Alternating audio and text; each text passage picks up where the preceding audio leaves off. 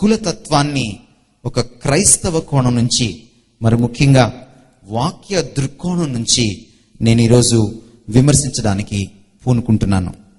క్లుప్తంగా దాని గురించి నేను చెప్పిన తర్వాత మనము ప్రశ్నోత్తరాలని తీసుకోవచ్చు. ప్రశ్నోత్తరాల సమయంలోకి మనం వెళ్దాం. కులం అనేటువంటిది ఒక rigid system.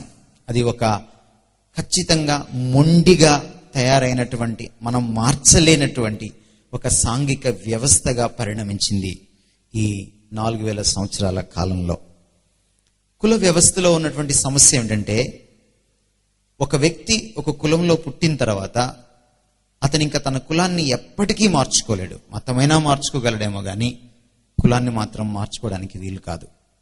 So your birth determines and fixes you in a particular caste.